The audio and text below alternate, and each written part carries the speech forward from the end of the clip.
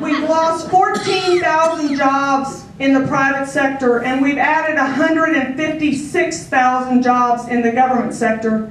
That means there's 14,000 fewer of us supporting the wages, salaries, and benefits of 156,000 more public sector employees. You want to know how come your neighbor can't find a job? How come you haven't had a pay raise in 5 years? How come your hours have been cut from 40 to 36 to 32? That's why.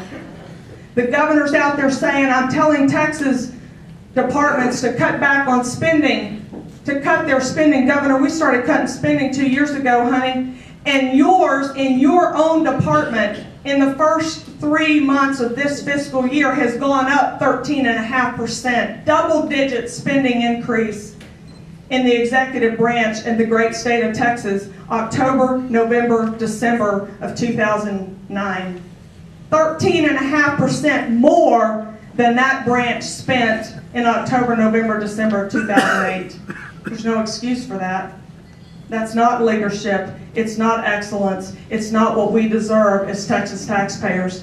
When we have the courage to elect a governor who's going to recognize and acknowledge that every dollar the government has is a dollar you don't have to feed your family and take care of your children and promote your business, and we use that dollar frugally, wisely, and transparently, when we start to demand excellence in government service.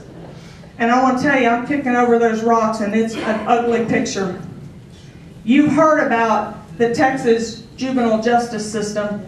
You know that children, one of the JPs was up here saying, one of the candidates was up here saying, you know, those kids get in trouble, they're still children. 18 months leadership in the Texas Youth Commission knew that children in the care of the great state of Texas were being sexually abused. I don't care how criminal they were, they did not deserve sexual abuse at the hands of people that you're paying for. It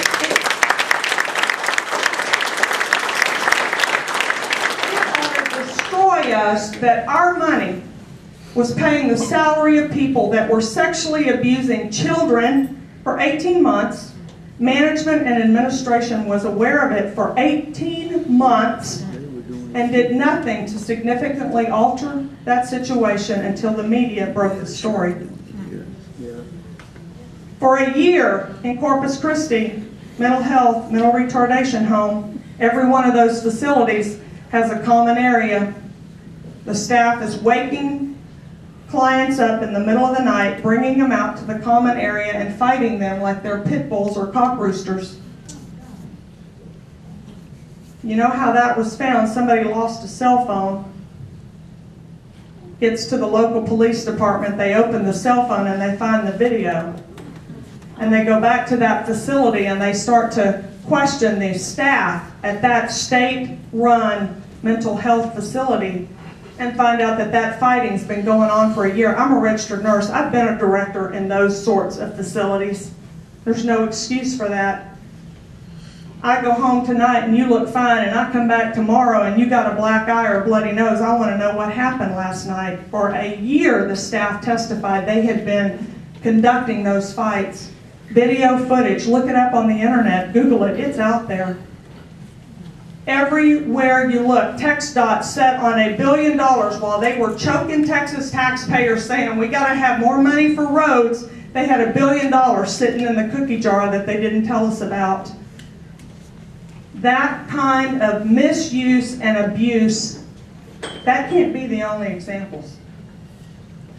We've got 140 agencies in Texas. Leadership and the setting of excellence starts at the top, and it filters throughout the whole organization. We have a great opportunity here, Texas. We have a great opportunity. How hard are you going to work from now to March 2nd to change our course? We'll restore freedom and prosperity in this state, and it will change the direction of our country. We get rid of property tax here, and we add $3 billion net personal income. We add 150,000 new jobs to the Texas economy. You get the EPA off the backs of Texas agriculture, energy, and manufacturing. We won't have an economic crisis. And we'll show the country what freedom and prosperity looks like. We'll turn it around It will change the course of our nation. We'll be able again to care for our neighbors, to care for one another, and to prosper in ways that we haven't dreamed about in quite some time. The best part of this race has been looking you in the eye and seeing the light come back on as people begin again to dream about what freedom and prosperity looks like. They're tasting it. It's happening all over the state. Everywhere I spoke for the last 6 weeks, there are people that come up to me with tears rolling down their face. It's right there. You can taste it. You can feel it. Don't stop now. I'm not going to let up, not 1 inch, not 1 minute before 7:01 p.m. on March 2nd. You do the same. We'll win this race, hands down, clear and away on March 2nd. Debra Medina for governor.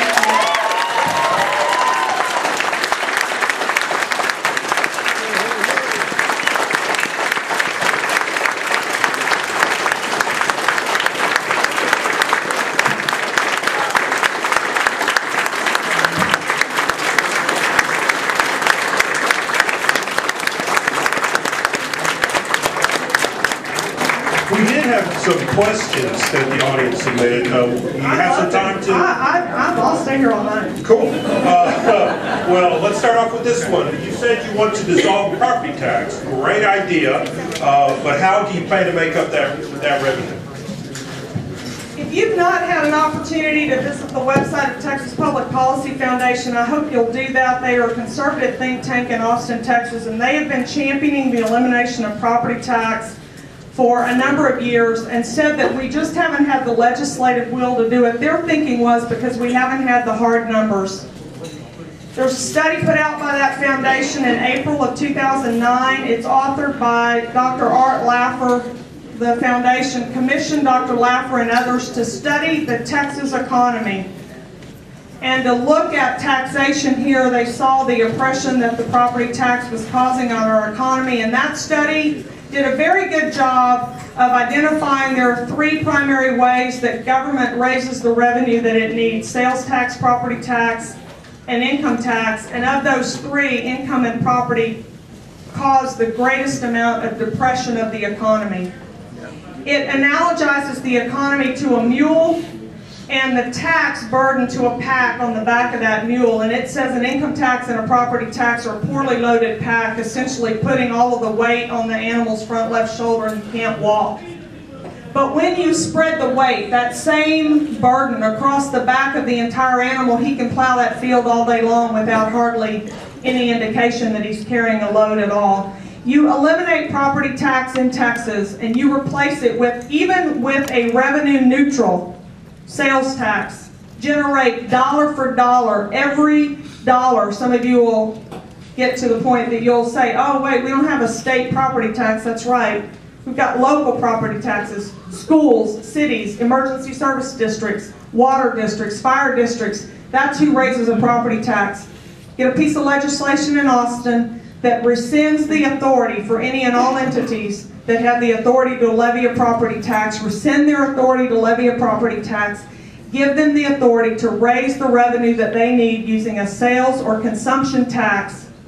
Dollar for dollar, you see a $3 billion increase in net personal income and you add 150,000 new jobs. It's a sales tax that's the best model to fund the necessary essential elements of government service.